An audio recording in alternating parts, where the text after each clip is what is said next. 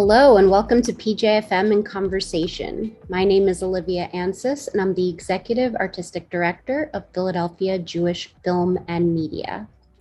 As Neighbors is one of my favorite films in the festival this season, I am so excited that you've chosen to learn more about the film by tuning into this interview with Mano Khalil, the film's director, and our guest moderator, Dr. Elliot Ratzman. Enjoy the interview and don't forget to join the conversation yourself by leaving us a comment on our Facebook page at PhillyJFM. You're in Switzerland and I'm here actually in the Eastern time zone. Let me start by asking you how the film has been received so far on the festival circuit and we're in circulation. Now we are invited to a very huge amount of festival, but one of them, it's really very interesting, and it's in Saudi Arabia, which is called Red Sea International Film Festival. It's the first ever made film festival in this country, and our movie with all this subject, with all these things inside, talking about we are going to be in the main competition in the international competition in this country, and really I'm very happy. I'm excited how to see how the people in this region are reacting on this movie. I said all the time, to show the movie in the United States or in Switzerland or in Israel or in Kurdistan, it's maybe we say it's not such a miracle, but to show the movie somewhere else, somewhere where the people start thinking about this conflict, which is now more than 60, 70, 80 years, maybe we'll change something, maybe we'll move something, to break this taboo, which is still somehow ruling in this part of the world.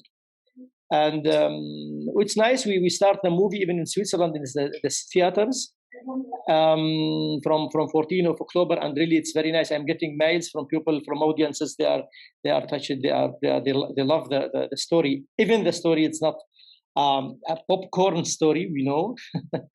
If you go to the cinema, you do theater, you don't have to take popcorn with you, because really you eat your popcorn. And really, I'm happy. I'm happy that we have such a result of this movie now.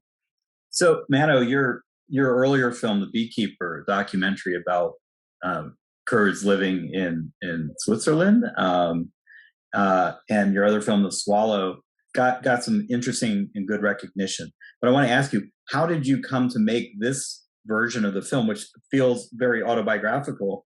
I read in one interview that you've been working on it for several decades, or it had started as a small project.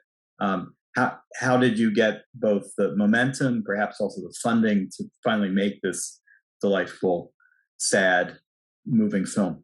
The truth is that every movie which I made until now, it's about 16, 17 movies, short and length movies, they are part of my life.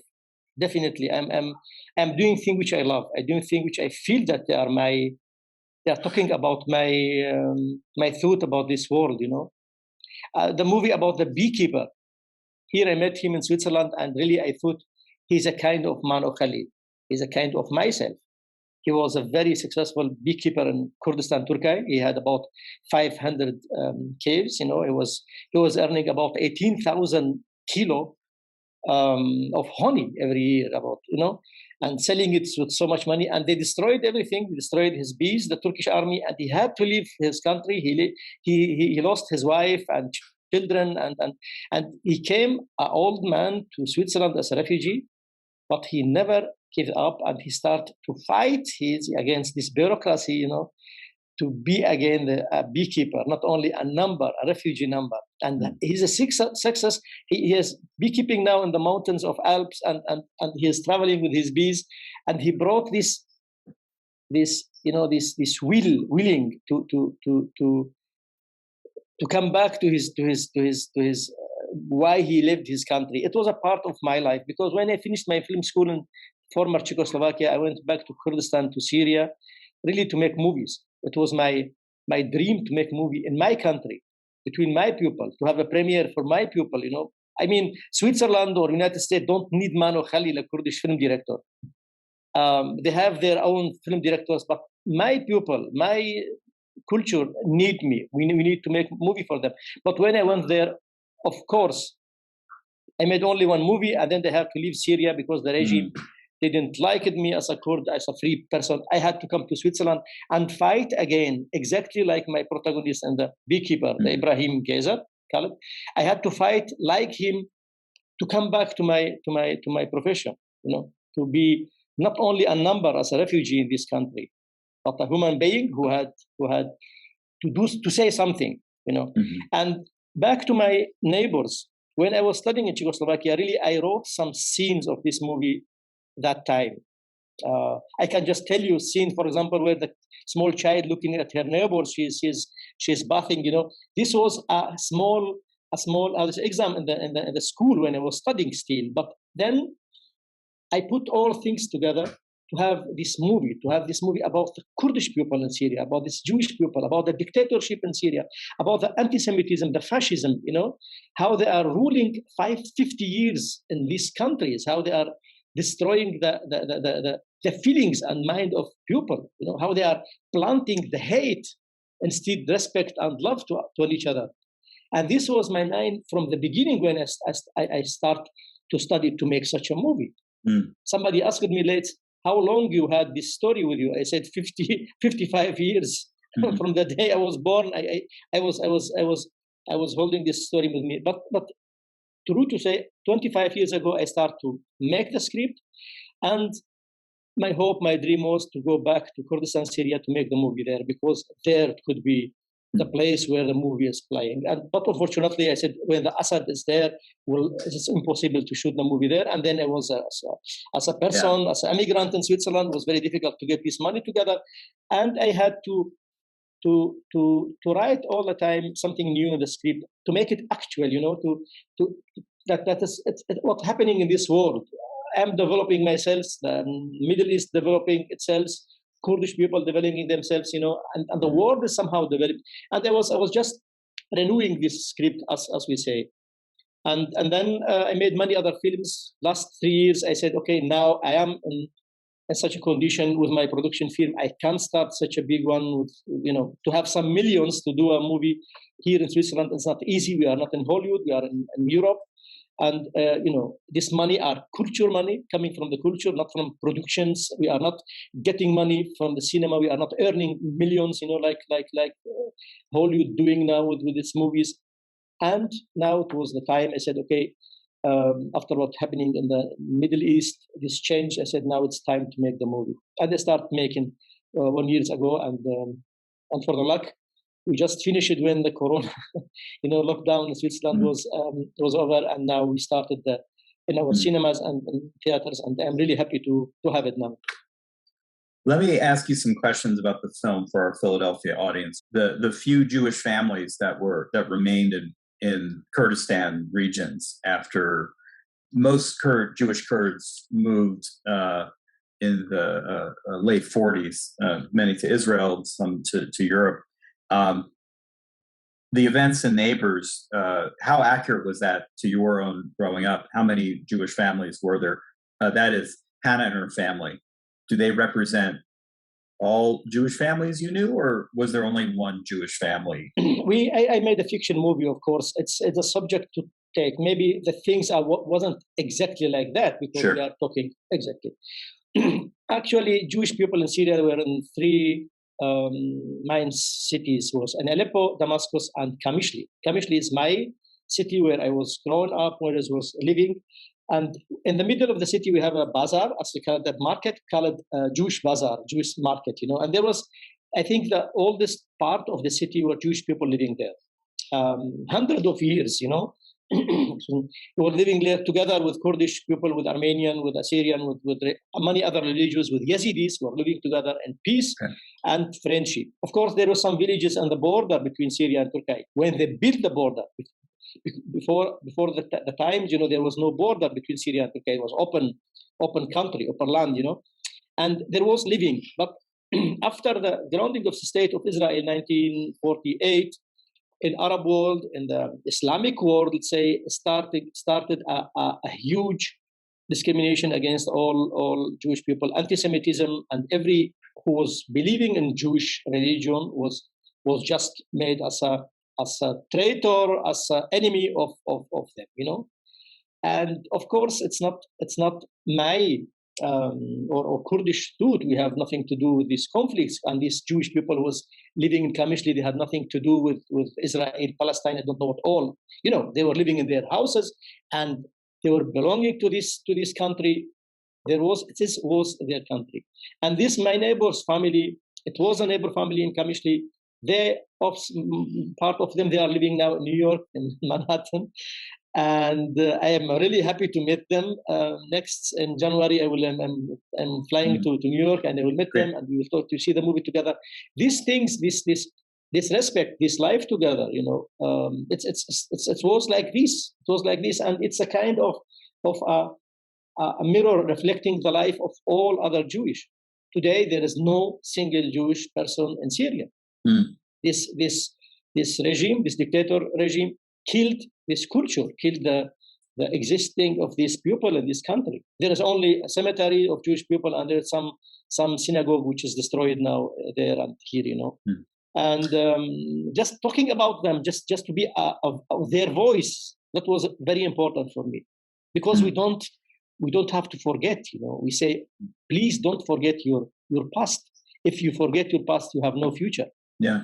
You have to talk about your past. Yeah, exactly. Did the Nahum and his family, the actors you got to play them, were they Jewish Kurds, or were they? No, it's very important. You know, it's for the first time in the history of Middle East or the Arab countries, or the very famous Arab actors played in the Kurdish movie. Same with Kurdish actors, talking the subject, which is really a very open, very human, very, very respectfully, with Jewish subject, with the Kurdish subject, you know. The actor itself, who was playing the role of Nahum, Jai Abdo, he is a very famous Syrian actor. Really, he was a star in Arab world. He had to leave Syria 8 years ago, and he is living in Los Angeles. And in Los Angeles, of course, nobody know him that he's an actor. He was starting to sell some delivery pizza, something like this, and then they find him. Then they came to his work, and he started to play a role with Nicole Kidman. I think the film was called The Interpreter. Yeah, of course, like a Queen of the Desert. He was playing with her, and then with Tom Hanks, the movie Hologram for the King. Yeah, and now he was nominated for a short movie for the Oscar too, and he's now playing in many other movies, coming back to his work, you know. And when I talked to him, I said, I have a script about Jewish people, because it's taboo, you know. They are really afraid to just touch a theme, something to do with Jewish people or with Jewish. They say, no, we don't want. We will have a problem with our countries. For example, I had for the small role, I have an Iranian actor. I said, he's nice actor. He could play the role of the father of Shero, you know, in the movie. And he's very famous. And really, I contacted him. I talked to him. He said, yeah, very well. I will play in the movie about what it is. And I said, it's about a father of a small child, and their neighbor are Syrian Jewish. He is going to them and helping. And he said, no, I'm sorry. If there is a Jewish subject in the movie, I cannot do it. You know how my country it is, and they will tell me that you are Israeli, you are Mossad, and you are blah blah blah. And that was. And then for me, it was really very important to find people to play this movie who are bringing their own story to the movie. It's not only my movie, Mano Khalil. It's our movie. It's our story. All these actors. For example, 3 years ago, I was in Sao Paulo, in Brazil. I showed a movie in one festival. After the screening, came a lady to me, just hugged me and said, you are my land man, something like this. And then we talked together. Who are you? Why we say like this? Are you Kurd? Are you Arab? She said, no, nothing from this. I am an actress. I am a Brazilian from Sao Paulo. Wow. Then she told me, my name is Tuna Dvek. Of course, I just checked it in Google. Tuna Dvek, she's one of the biggest actresses in Brazil. And then I talked to him after, why you told me that I'm a landman? She said, my mothers, they are Jewish, Syrian Jewish people. They emigrated. They lived Aleppo 1958. Wow. They came to Brazil, and 1960, I was born in Sao Paulo. And I feel myself as a Syrian, a Syrian Jewish. And I said, wow, that's nice. And really, she invited me to her theater play. And after the theater, I told her, Tuna, I want you to play in my movie. And she, of course, he didn't believe it, that just a director coming and giving me a role in his film, a Kurdish director in Switzerland. I said, you will play in my movie. I just promise you. And then after 3 or 4 weeks, I came back to Switzerland. I sent her the script. She was fascinating. She said, yes, I will do it. It's the story of my mother. And Tuna Drek, which is really a Syrian Jewish, Brazilian, Syrian Jewish origin, she came to Kurdistan and she played the role of her, actually her mother. And all these people who worked with me, I brought them, they had to bring their own story too. You know, that's time when we start to play, even with the teacher, Jalal Tawil, or with the janitor, Mazen Natur, they are known Arab actors. They came and they brought their kind of this respect to the people, because they start thinking, let's say, like me, we think same about the freedom, about the respect of religion, about the respect to the other person, about the living together, love to the neighbor, about the sharing love and friendship, you know. And then I said, okay, you are free persons. Come, just play in the movie and share your life, you know, your story, life story in this movie. And it was working. Yeah. Did you get somebody to write the dialogue? I wasn't sure if it was Hebrew or Aramaic, the Kurdish Jewish language. Did you get somebody else to write those lines in Hebrew? It was very important for me really to have this originality, to have even the small children which I brought them, they were speaking the dialect of Kurdish people in Syria. And of course, Hebrew, we had to speak the Arabic, let's say Arabic countries Hebrew, not the, you know. Judeo-Arabic. Exactly.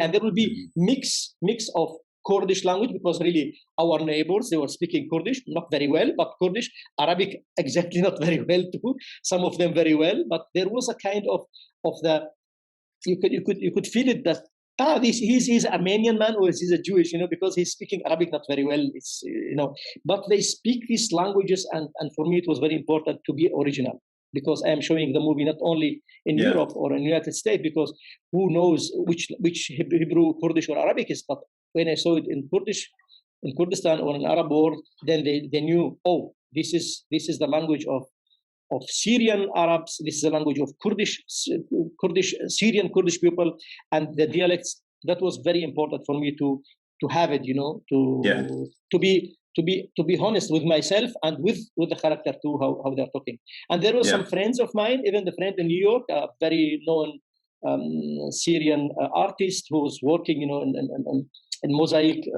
He's living now in New York, and I was many times asking him how to spell this word, how to tell it, how we were talking this, and he helped our actor Jai Abdo too, and all these dialogues were coming original somehow. To say, yeah. Let me ask you one of the most fascinating things for me about the film. First of all, the kids were super cute. I can't imagine anybody being so cute as a child as those children, and your lead playing Sira. So that was a real delight. And the scene where he's falling asleep and having the dream in the schoolhouse, I was like, man, that kid looks like he's really falling asleep. He's a good actor.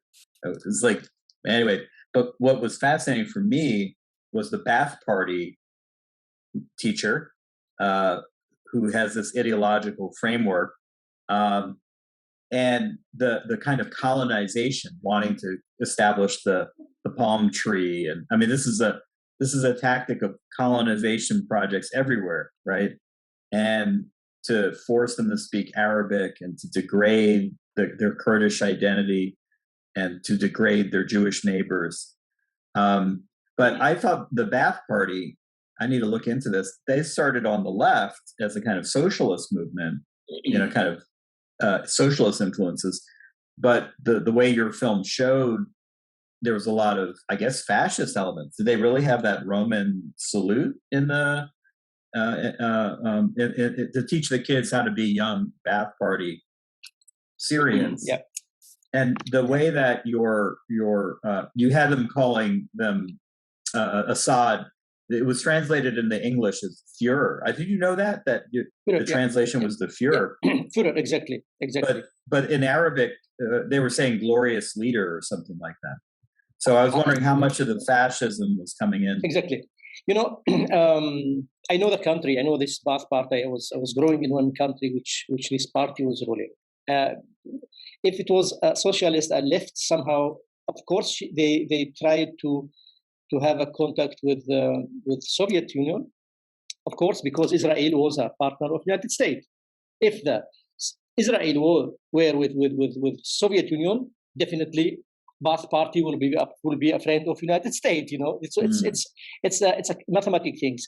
From the beginning of grounding of this party, where some Arab intellectuals sit down in somewhere in Syria, and they grounding this party. It was a reflection of grounding of State of Israel, 1984, and they took all the ideology from National Socialism, from German National Socialism.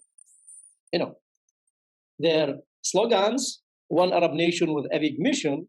That means there is no other people in these countries from the Arab world as Arabs. Everybody have to talk Arab, to feel Arab, to fight for Arab issues.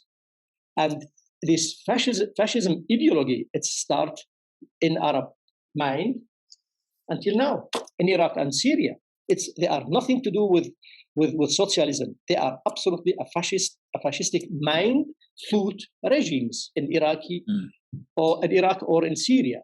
And they start to do this, right hand struggle. It was in 80s and until now. And 80s, they start to make it in schools. The children of course don't know who is who. They don't know what does it mean imperialism and Zionism. If in the scene where the kids are talking about a small insects and a glass, we put them. I find them behind the house, and this is the reality of these people. People don't know what does it mean imperialism, or they don't know. Yeah. And this party with this national fascistic ideology, it's still working. I tell you a small example. I was studying in Czechoslovakia film school, 1988.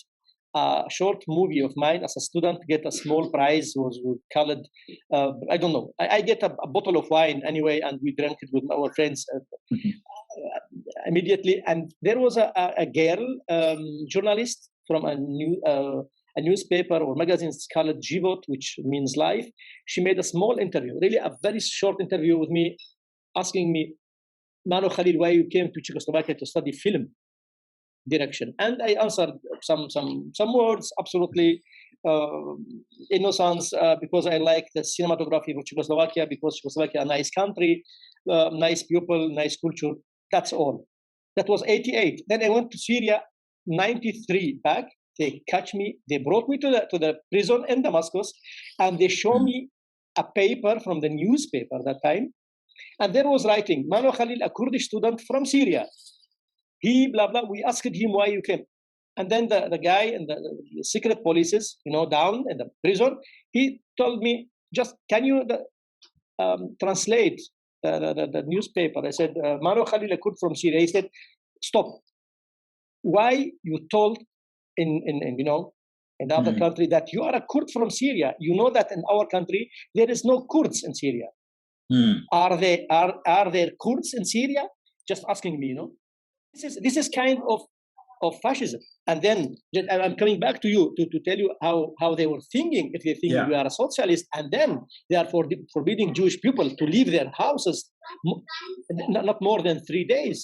Otherwise, they will confiscate their properties. And a Syrian Jewish person from Kamishli, when he was traveling to Aleppo or from Aleppo to Damascus, he had to go to the secret polices to get permission to leave his house more than 3 days. What kind of regime could be? It's a more than fascism. Exactly. But let me ask, was Syria trying, and maybe Turkey as well, to turn Kurds into Arabs? Or was there always going to be the stigma of being Kurdish? That is, exactly. If Kurds all spoke Arabic and pledged allegiance to Assad, everything was fine? Or Exactly. Was there now, for example, one of your characters is Arab from another region. He's brought to the Kurdish region to colonize it, to dilute it, like the Han Chinese in Tibet. So was the idea just to sort of make one Syrian Arab ethnicity, or was there residual discrimination against Kurds, even who spoke Arabic fluently? Exactly. One of the slogan of the Ba'ath Party was "One Arab nation with eternal mission." But they saw you as Arabs. But just like they saw you as Arabs. You know, it's the how they do it. For example, in the Syrian national identity, they say everybody is Arab in Syria, and even there they are writing nationality, and you have to write Arab Syrian, not Assyrian, but Arab Syrian. And there, I will tell you a small story with me what happened in Czechoslovakia about this case. But in 70s, they brought about 300,000 Arabs from the Syrian desert and just plant them between every two Kurdish villages. They built an Arab village just to change the demography of Kurdistan, just to assimilate these people to the Arabs, to be Arabs, you know. And if you are a Kurd and you say, I am Arab, they will love you. You can get a work, you can do everything. But just if you say, no, I'm going to sing a song in Kurdish language, then you have troubles. Don't say you are Kurd and do whatever you want. You are like an Arab, you know. Of course, the Arab themselves, they weren't free in this country under the dictator. But just I will tell you one thing. I was in Czechoslovakia, and it was long time ago. I think it was 87 or something, 88, something like this. I had a movie. I was invited to Edinburgh Film Festival. And they had a Syrian passport, of course, that time. And Edinburgh Film Festival, they sent us a letter that time. There was no mail or something like this. They sent us a letter that we'll be happy if Mano Khalil join us to the festival in Edinburgh in England. I said, okay, that's very nice. Our faculty will pay this money, travel money to go to England. I was really happy to go from the communist country, our socialist country, to go to England and to enjoy the festival there. And then I had to call the Syrian embassy in Damascus and in Prague. I went there. They said, come. I went there. I said, I need to renew my passport because it's, I said, no problem. Just fill this application. And I filled the application, and there was writing a name, blah, blah, blah, blah, nationality. And I wrote Syrian. I give it to him, and he said, this is the tea. He brought me a glass of tea. Just drink it. Just I'm going up to stamp it, and you will get your passport renewed. After 5 minutes, he came back and he said, Mr. Khalil, you forget something to write. I said, what? He said, in nationality, you have to write Arab Syrian. I looked at him. I said, it's not enough Syrian. He said, no, you have to write Arab Syrian. I said, yeah, just leave it. Arab Syrian is enough. And he was just looking at me like this. You will not write Arab. I said, hey, I told you, Syrian, we are all Syrian. Syrian is enough. And he said, just wait. And he went again to to his, I don't know whom, came after 2 minutes and throw the paper like this on the table saying, I'm sorry, you have to go to Syria to renew your passport. Wow. You know, and just that you don't agree that you are Arab. I'm not Arab. You know, you are not Arab too. You are not a Kurd. Somehow we speak a language and we are nice because we are different. Just you can imagine that everybody would be the same thinking, the same talking, the same music making. You know, the same song singing. You will be trouble. This world. The world will be. Yeah, the scene in the film where they have to go through the bureaucracy, one office to another, and I remember there was one shot of all these papers on their sides. It was a beautiful shot, and I thought, this looks like my office with all the paperwork. So that really captured the bureaucracy, but also that he wins because he keeps on giving them, was it bakshish with bribes? So that was well done, really well played. Yeah. And you know, to tell you that about this bakshish, about this how they say, corruption in this country. For example, the passport they didn't made it in Prague. Of course, without the passport, how can I travel to Syria? No way. If you have no passport and your passport invalid, you cannot go back to Syria. And then I had to send the old passport to Syria, and without me to go there, they paid some money and they made the passport again. You know, And this is how it works. But of course, it's not all the time like this, because sometimes it's the regime, how you cannot buy everything. Many times there is then it's trouble coming, like now with the war, and they destroyed everything, and the half of the Syrian population are refugee, and the country is destroyed. And Now, Mano, you speak about how many languages? 8 languages? Kurdish language, it's my mother language. Of course, I speak it very well. Then I had to learn Arabic. I had to learn it. I must learn it. Then I speak a little bit English, like now. And then I went to Czechoslovakia, Czech and Slovak. I learned it. I came back to Switzerland. I was in Italian part of Switzerland in Ticino. Ma parlo italiano anche. Okay. And then I speak Italian. And now I'm in German part of Switzerland. I'm speaking German too. My wife is Greek. Oh no! We are living. Well, I mean, that's great, but another language. Greece too, but I don't speak Greek. Yeah, and there are 7 or something like that, and all Arab dialects, of course, from Egypt to Moroccan or Bedouin dialects, or the Syrian or Lebanese dialect. Yeah, I'm talking. You're saying you speak English only a little, but so far, I think we're all going to agree you're absolutely fluent. So please count that as one of your prime languages there. Let me ask. It sounds like there's a lot of Kurds now in Switzerland, right? I'm getting that impression. What ways is the Kurdish language being preserved and taught to the next generation? That is, I assume students are learning Italian or French or whatnot, or German. But now that there's a more stable, non-fascist living arrangement in Europe, how is the Kurdish language, culture, writing, how is that going now in Europe? I think exactly the same like in Kurdistan, because when somebody is forbidding you to use something, you have all the time the wish to do it. It's like a small child. If you say a small child, without to explain him, don't do this, without to explain him why he haven't to do this, he will do it. Once he will do it, why somebody telling me don't do this? And as a human being, if you see that somebody is coming and isn't respecting you because you are belonging to other culture, or forbidding your language, forbidding your songs, your music, you are fighting to have them. You are fighting for them, And once I said, once I will meet Erdogan, I will tell him nothing else. I will tell him Kurdistan, Kurdistan, Kurdistan, Kurdistan, Kurdistan, Kurdistan, Kurdistan, Kurdistan, Kurdistan. Nothing else, and that's enough. It's enough. This will be for him. How they say? He'll be insulted. Exactly, and that's, I think, the people, because they were forbidden. The language was forbidden because the culture was forbidden. They are all the time trying to fight for these rights, right. Have this culture. And I mean, if we live in Switzerland now, I'm living in Switzerland, and in Swiss itself, there is 4 languages: Rätoromansch, Italian, French, and German-speaking Swiss. And many of them, they speak all languages. Or somebody say, "It's me. I'm not a German. I'm a Swiss." And this is Swissness. To be a Swiss, belonging to Swiss, it's not the culture more.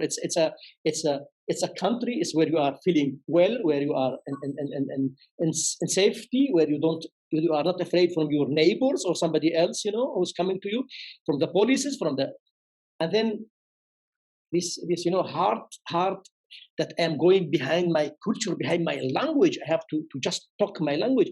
It's not more important so much. When you are free and living in democracy, then it's the same in which language you are speaking now. It's not very important, I think. It's kind of that. I say, if we have a free country, if I can live in my country, Kurdistan, in Syria or Turkey or Iran, and I can do my movies like here in Switzerland, it's the same for me. Who is the president of this country? What is doing? It's the same for me. I would love to live with other people, if they are Arabs or Persian or Jewish or French. I don't know. It's the same for me. Just I need my rights. And this right, when somebody respect me, then there's no reason to fight against them or to fight for my rights. Then, Yeah. To tell you one thing, it's you said I speak so many languages, but believe me, because somebody enforced me to learn Arabic, You believe that in the train or in the buses or somewhere, I never open an Arab book or an Arab newspaper to read them? No way, because I'm ashamed. Like your learning Arabic was like an assault. It Exactly, was exactly. assault on your integrity. Exactly, and it didn't. I'm not proud to speak Arabic somehow.